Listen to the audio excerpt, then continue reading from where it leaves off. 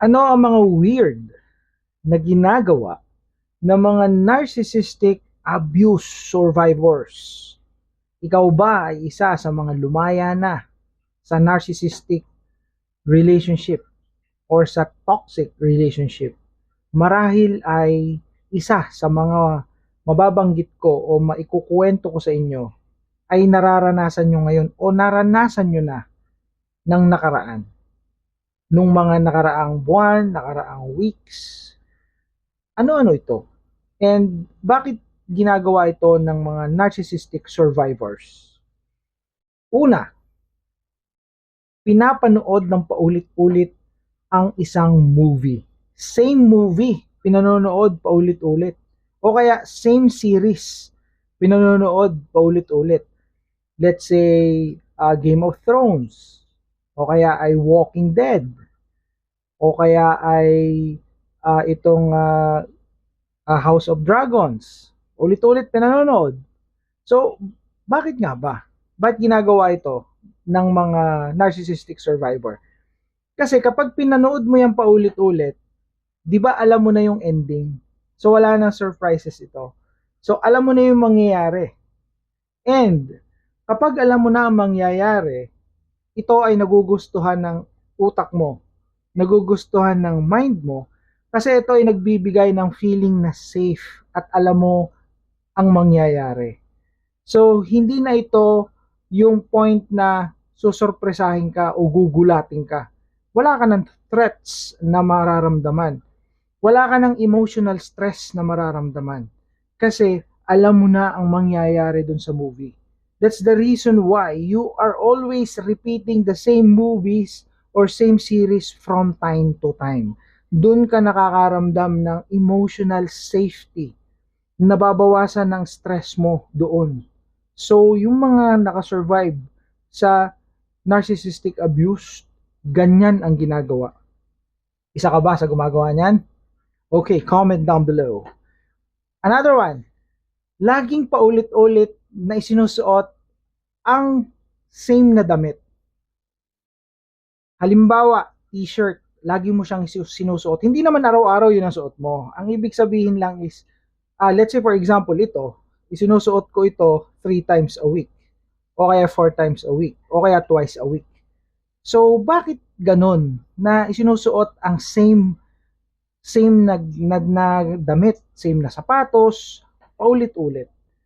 It's because the same explanation as before. No? So, feeling natin safe tayo dahil familiar tayo doon sa damit na yon na ating isinusuot. Familiar yung texture ng damit, familiar yung comfort ng damit, yung kulay ng damit, and our brain and mind, I feel safe. No? So, nababawasan yung stress natin doon. Kaya yung ating mind, yung ating brain, ay gustong isuot ulit ng paulit-ulit yung damit na yon. Okay? So it's about emotional stress and emotional safety. You feel safe when you wear the same clothes or same shoes or same jeans. 'Di ba? So, yun. Another one. Pinakikinggan mo ang same songs paulit-ulit. Na experience niyo to.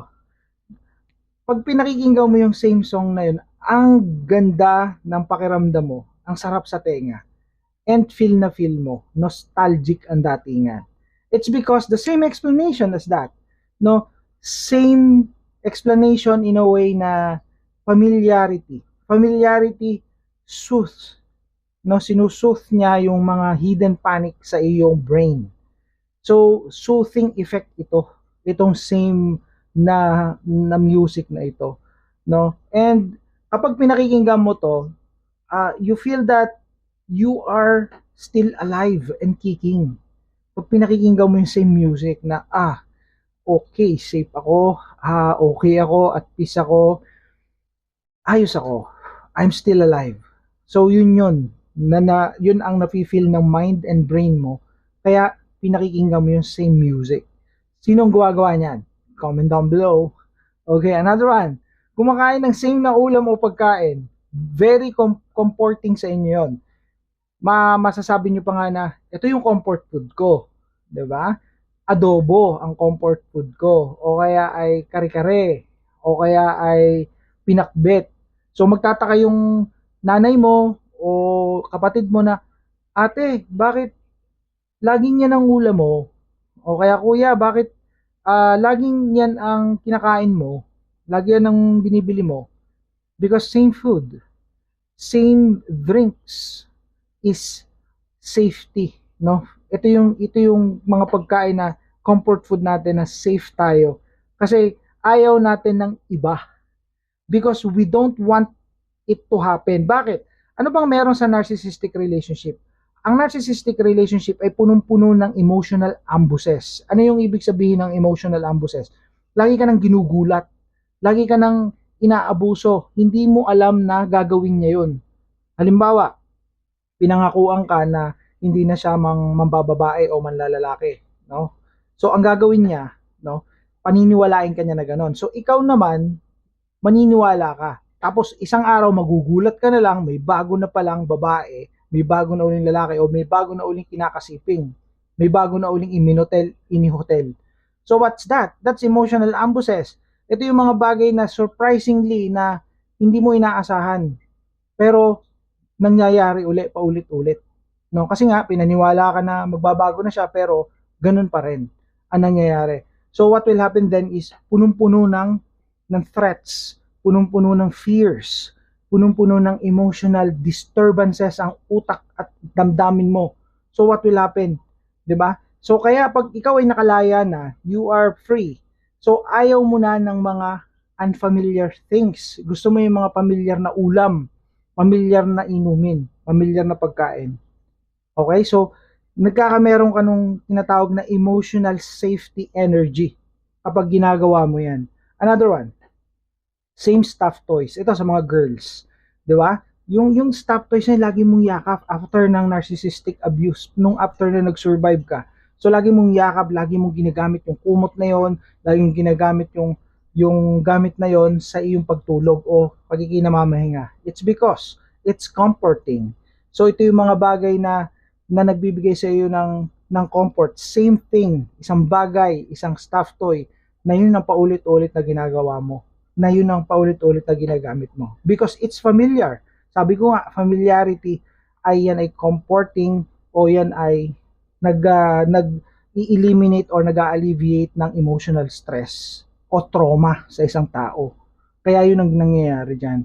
Same routine, kung nagkakape ka sa umaga o nagbabasa ka ng libro o kaya nag-exercise ka, ginagawa mo yan, no? It's because yung routine ay survival para sa'yo. Okay? Yung brain mo nagki-create ng routine dahil itong routine na ito nagbibigay sa'yo ng safety, ng peace of mind.